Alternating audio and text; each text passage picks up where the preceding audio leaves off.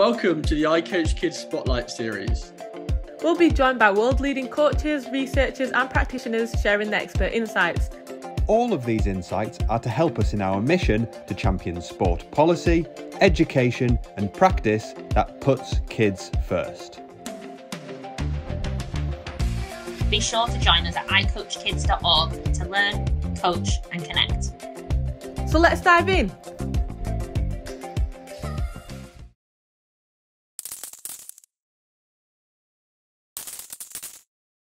Hi everyone and welcome back to the ICOACHKIDS Spotlight series. We're here joined today by Dr. Colum Cronin from Liverpool John Moores University. Lovely to have you here today, Colum.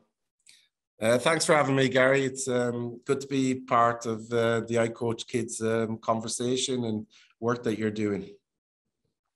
And for those that have tuned in so far, you'll realise that we're discussing some different concepts that help us underpin the ICOACHKIDS pledge. And today we're really going to dig into some of the things about care and caring coaching that help us make environments fun and safe for young children in sport.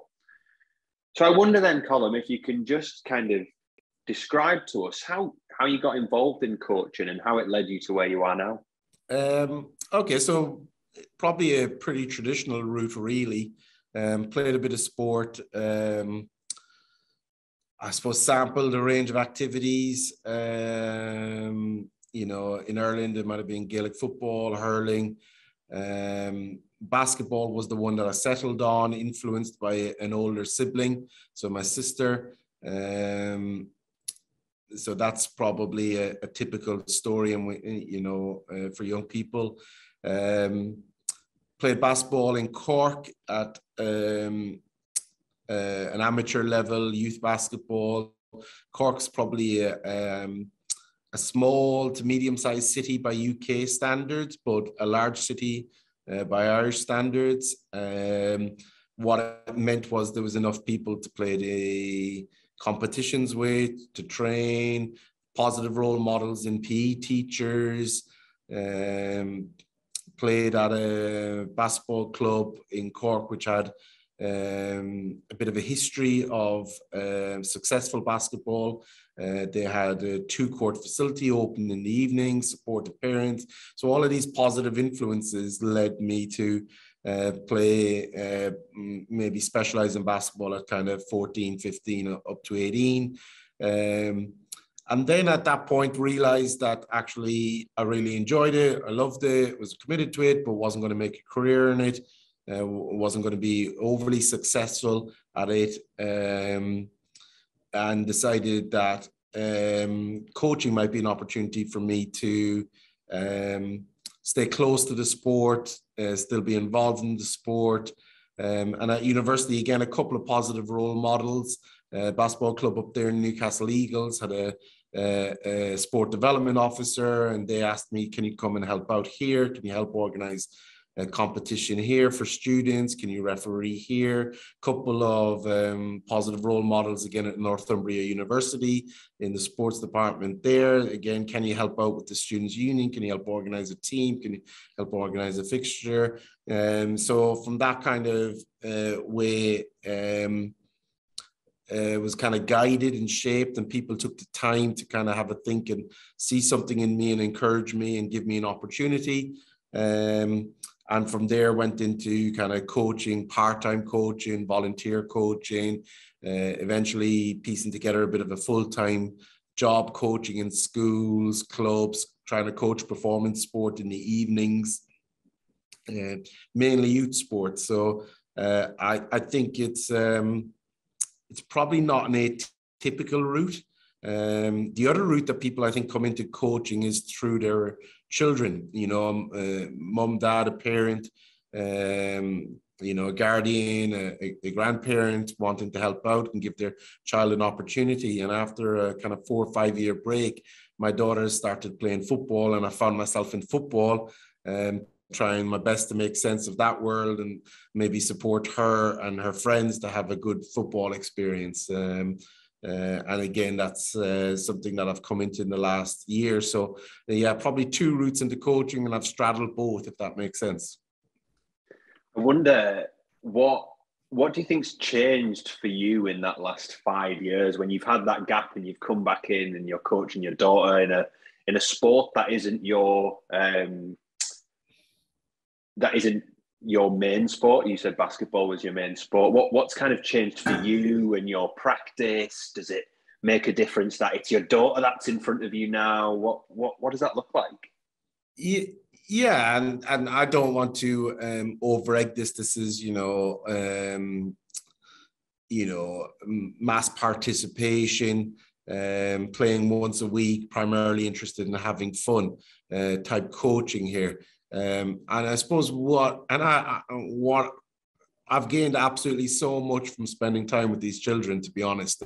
There's sort of so many lessons that we could talk about, but I think one of the things that I've realized is where sport fits within her week, and where it fits within her wider life. And I think in my early days of coaching, when you see athletes or young people only at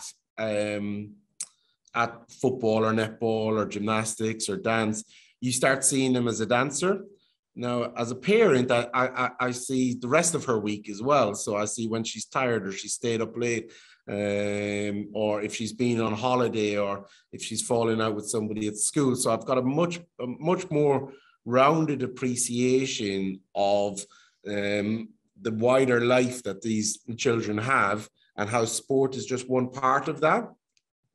And I think that's helped me a little bit to think, and I'm not saying I get this right all the time, but it's helped me a little bit to think, okay, let's make sure this one little part is a fun part, it's an active part, it's a positive part. Do they all go away smiling?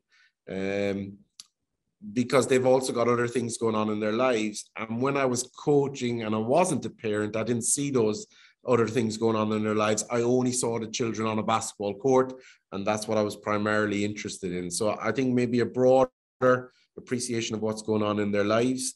It's also made me think a little bit about the long-term pathways and how different children get into sport. So already at her age group, where she's come to football through the lockdowns. Football was one of the first sports to open up, and her other activities were indoor sports, dance, gymnastics. So they hadn't quite opened up yet, but outdoor was an area for young people to see their friends. So that's why she joined. She joined as an opportunity to see her friends. And it's been interesting to see how quickly she's gone from joining how to see her friends to being in a league and having games every week. And it's really made me question here a little bit, do our structures marry up to the motivations of our young people? So that's maybe something I've thought about as well. I guess it's quite interesting that you've gone on to speak about the structures that surround children in sport, and does it match up with their needs, their wants, their motivations, etc.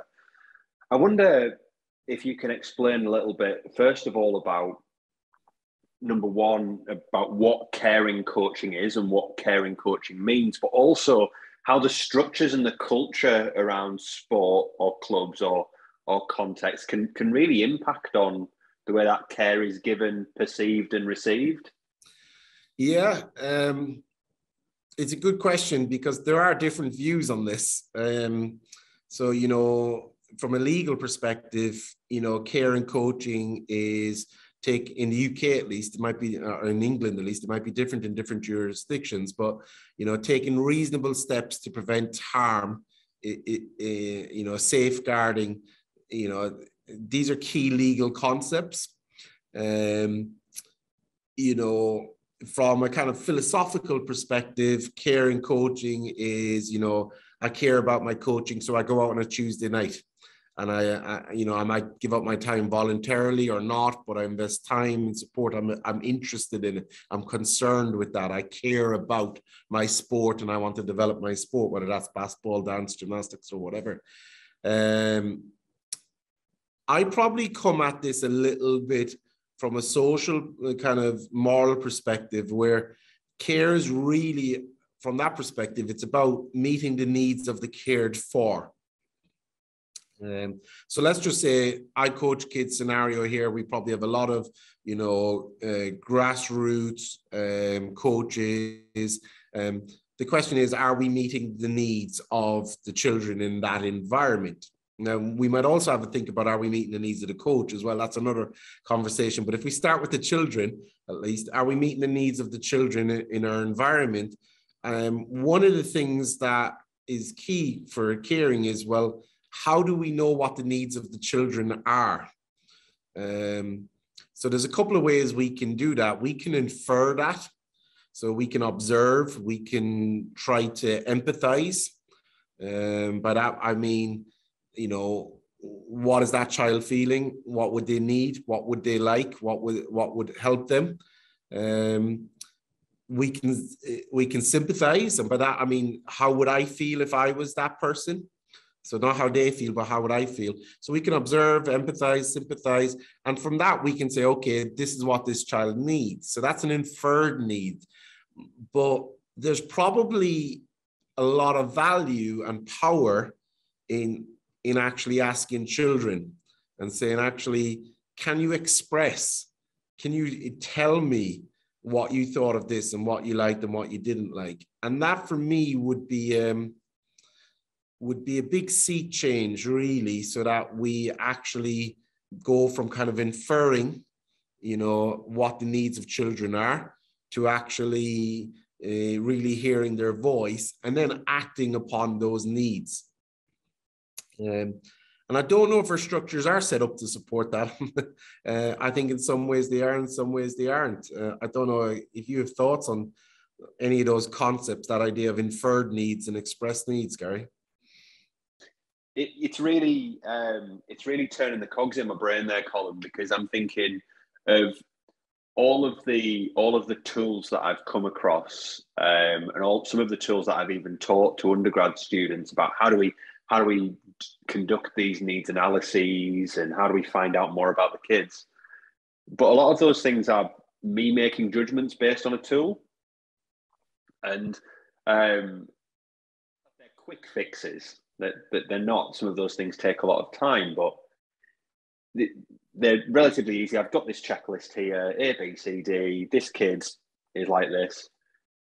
But none of those necessarily reflect the voice of the child and what they need in that given time. And then there's the challenges of, well, what if it is my son's team who are only trained for an hour a week? We see them a Tuesday evening, 6 p.m, and we see them on Sunday as well for the game, and we go out for a burger afterwards. How much opportunity do we get to understand those 10, 15, 20 kids that are there? It raises the question for me, and it'd be really cool to hear your thoughts on how well do we listen to the children, and what is it that we hear when they do chat to us to understand them better. Yeah, and I'm really aware that this is really difficult, as you said. So if I've got an hour a week and I'm in a court or a track or a pool, well, the acoustics might not be great. So how well do we get to listen to the children? And as I said, I'm not saying I do this really well, by the way. I struggle with this, because not only do I have to listen to the needs of the children, but, I've got some parents who, want to win, or they want their child to have more playing time, or I've got the club who have a certain philosophy, or the NGB who are advocating certain types of practices. So and I've got my own beliefs then on top of that, and my own experiences and my own ambitions. So you have all this complex, social influences on you as a coach that you're just really trying to orchestrate. You're trying to keep the plate spinning. You're trying to manage your way through this as best you can. And that's where I think the caring can become a helpful construct then, because if you've got lots of things going on, sometimes it can be nice to go and, right, okay, let's get back to the main thing, which is the needs of the children. And if I put on a session which meets their needs on Tuesday night or Saturday morning or Friday afternoon, okay, I might not meet everybody's needs, like such as the club or the parents or even the competing parents. But if I'm meeting the needs of the children, I'm at least got the main thing sorted, and I might drop one or two other plates here, but at least I've got the main thing. So what are the needs of the children is a helpful concept for me to bring me back to the main thing myself. So when I start getting too ahead of myself and think, oh, we need to put in a press and that'll help us win a game, when I start, whoa, calm down, slow down, let's get back. Am I doing that because I want to win the game on Sunday, or am I doing that because the children need that? What is it the children need this week? Or over the next 6 weeks, maybe we can even start thinking and saying, okay, well, what does that child need? Okay, can I do a bit of that bit by bit over the next 6 weeks? So it's a useful concept to help ground me when I get too confused or too conflicted. And it's one of those things where I'm not sure I'll ever achieve that. So I'm not sure I'll meet the needs of every children, every session all of the time. I wonder then in taking that caring approach to coaching, it really gets buy-in from the parents as well, because there's the sport and there's things like results and that can sometimes be a little bit distracting and can blur the lines. But actually, if a parent can say, well, actually, the coach has got my child's best interests at heart, that's a real positive thing, and you start to get more buy-in and trust from all parties involved. Yeah, and again, if we go back to how well do we know the needs of the children, who is best to infer that need? Is it a coach who sees them an hour a week with 15 other kids and lots going on? You're moving goals, or you're putting out, trampolines or whatever it is as well you're doing. Or is it the parent who might be with that child, 40 hours a week? Now, or maybe it's both. And then maybe there's an opportunity there to talk to parents and say, right, well, how do you think Jane is getting on? Is there anything I can help her with? I think she's doing this really well. Will you make sure you praise her for this? And we'll keep working on it.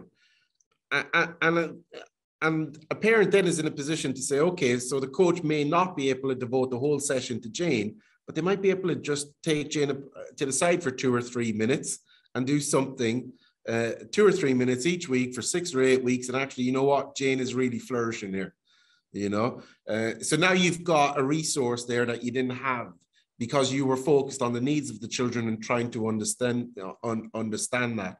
So it's maybe looking at that again and going, right, how well and how can I get to know the needs of the child? And the parent might turn around and say, well, actually, you know what? They're really stressed. They've got exams. They just need to come and have a run out. They just need to be with their friends for an hour. Or actually, you know what? They're really struggling with this technique. They're struggling to control a bouncing ball. Great. Well, I'm not going to change my whole session, but when I feed the football into Jane, I'll put it in with a bounce, and Jane will get 2 or 3 goes at controlling a bouncing ball. So can we understand the needs? And those needs in that last example, I think this is sometimes a misconception. Those needs can be technical and tactical, because if she can control a bouncing ball, then that makes the game a bit more enjoyable to her because she can pass to her teammates or she can get a shot off, But if Jane can't control the ball, then it becomes a bit of a horrible game because every time it comes to her, she loses it. So that need can be a technical and tactical need. I think that's maybe a bit of a misconception we have around care, that caring coaches are always focused on having chats. Actually, well, no, it can be putting some technical and tactical support in, as well. It can be psychological or physiological as well, but it can be technical and tactical. But a much better place to understand what their technical, tactical, or physiological or sociological need is if I've taken the time to think about how well do I know these players, how well do I know those needs.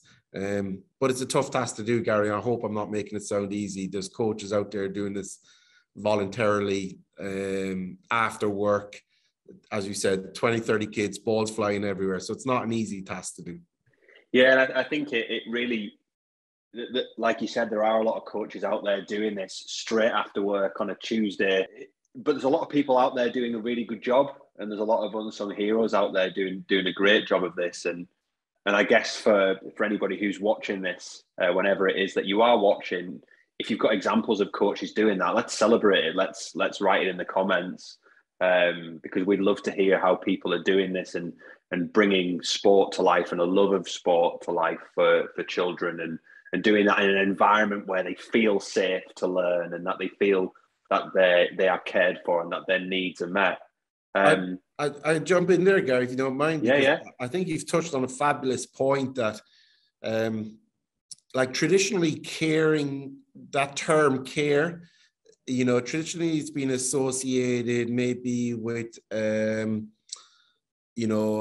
maternal care. It might often be associated with nursing. It might be associated with nursery school, primary school teachers. Oh, they're nice and caring. And there's a gendered connotation around that as well when we look at who are in those professions. So it might be a bit confusing for some coaches out there to think, hang on a minute, coaching, that's a bit soft, or that's a bit fluffy or anything like that. But actually, I think it's really valuable, and I think it's really important that we use that term care.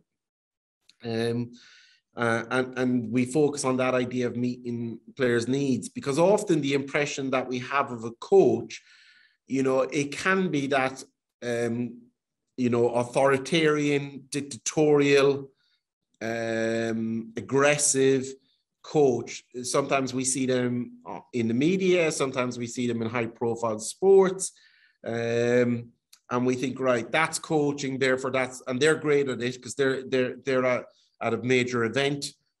So that's what I'm going to do with my under-8s. And we really need to reconceptualize a little bit about actually what is coaching. And for me, it's working and meeting the needs of the players. And that then takes us back to how well do we know those needs? Do we infer them, or do we actually listen to them and express them? I don't know if any of that makes sense, this idea that we might have this impression of coaching, which is actually probably very different to what it actually is most of the time. I think there's a lot of instances where people, and this is reflective of my experience, so I don't want to tar everybody with the same brush, but a lot of people come into sport coaching because they enjoyed playing. And often people come into coaching because they've either had a really good experience of a coach and they want to be able to provide a similar experience, or they've had a really poor experience with a coach and they want to right the wrongs that they experienced. Amidst that, young people who are interested in sport will watch a lot of movies and films around what coaching is, and that can often create a stereotype around it being quite aggressive, if not assertive, and winning at all costs, big long speeches that rouse them, annoy them, all of these things. But actually, it's only once you get on the ground in front of a group of little hands and feet that it becomes real about what coaching is. And the reality is it's about the people that are in front of you, and they're human beings. They're not players. They're not commodities. They're human beings, right? Yeah. And the question is, what type of relationship do we want to have with them then? And I think one of the reasons why I'd be keen for it to be a relationship based on the needs that they express, and I'm saying this now knowing full well I've got to do this better, so this is not easy once again, but the reason why I think we need to have a relationship where the children have a voice and have a say is that without that, there's the potential for that relationship to be well-intentioned, but to be dominating and controlling. So I know best, therefore we're going to do this, or, I've played the game, therefore we're going to do this, or this worked for me, or we want to win on Sunday, therefore we're going to do this. So what we have is not a relationship of a partnership. What we have is one person controlling another. And I think we need to move towards a partnership. and I'm clear, I'm really keen to say a partnership, because I don't want anybody to listen to this and think, oh, it's just the athlete's voice. No, there's two parts to this. It's the expertise of the coach and knowledge of the coach, but also it's the needs of the athlete and their insights as well. So it's both parties coming together. So what is good coaching was your original question. And I was thinking, you know, it's a relationship. And then the question is, do we want that controlling, dominating relationship? Not sure we do. Do we want a partnership based on dialogue, based on respect, based on working together? And I generally mean working together, because the children have a responsibility as well. In my sessions, they have a responsibility to, pick up and put away the equipment at the end. They have a responsibility to, work, try hard. They have a responsibility to play fair. They have a responsibility to support their teammates. So that they have to contribute to this as well. And I've got to contribute this. And together, can we get a positive environment that meets their needs?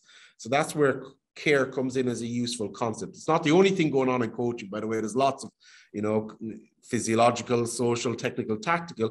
I just find care a useful concept that when I get confused, when there's a lot going on, grounds me back. Okay, what are the needs of the athlete? Do I really know them? If not, let's go and ask them, and let's use that as a basis for designing my sessions, deciding whether we're playing a game and how we're playing a game, and what we're going to work on. It's time now. So at the end of every Spotlight series, we go through 3 quick fire questions. Now, I know you've already touched upon this briefly for the first question, because you mentioned it being about relationships, but what is good coaching to you?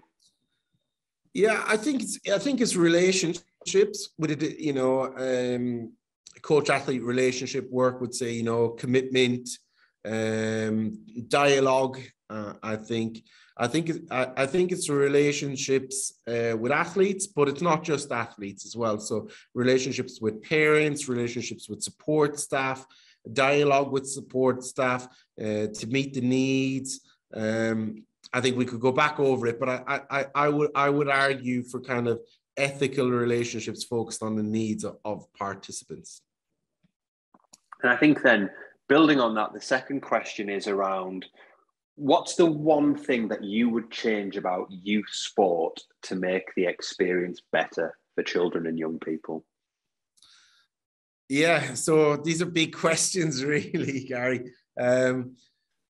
Part of me would really like to think about, the professionalization of youth sport and being in a position to support coaches, financially, time-wise, resource-wise, so that they could have time to reflect on sessions, analyze sessions, and plan sessions. I'm often reminded of the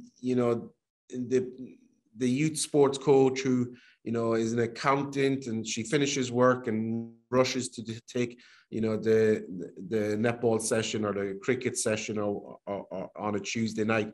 And I often think, well, how much time has that coach been afforded to plan, to understand, to reflect? So I think there's a long-term professionalization agenda in coaching. And that doesn't mean all coaches need to be professional. I wouldn't want that either. The accountant coach might not want to give up her accountant job, and that's absolutely fine. And it can, but for those coaches who do want to become a professional and make a career, I think, supporting them so that the children that they are working with get better experiences would be key. The other thing that I'm mindful of is, how much of youth sport do we transport from adult sport and historical? So, the classic example is, season lengths, time of the year, game forms. How many of our structures, how much of that is in place because of that's what adults have historically done, versus how much of that is designed by children for children with children's needs in mind? That's another big overarching project that I think we really need to think about, getting the children involved in designing that. Moving forwards, Colin, where can our audience find more about you and your work? So I'm at Liverpool John Moores, and like most universities, we have a staff page. So if you go on the Liverpool John Moores website and you type in Colum Cronin, you'll find me. But what you'll also find there is on a list of publications. And not everybody knows this, Gary, but most of our research actually gets put up on that website. An early version of it gets put up there, kind of open access. So, you know, if anybody wants to read around my research in care and coaching, but also coach education, a little bit on technology, those papers are on there. If you want to connect, I'm on social media at Colum Cronin on Twitter. But as I said, that idea of, you know, people out there, have a look at university websites. There's a lot of good research that you can get open access. Not all of it. It tends to come out, as I say, 12 months after, but you can get it free and you know, and have a look at coaching research, and hopefully that give you ideas and thoughts that you can help to improve your own coaching. That's awesome. Colum, thank you so much for your time.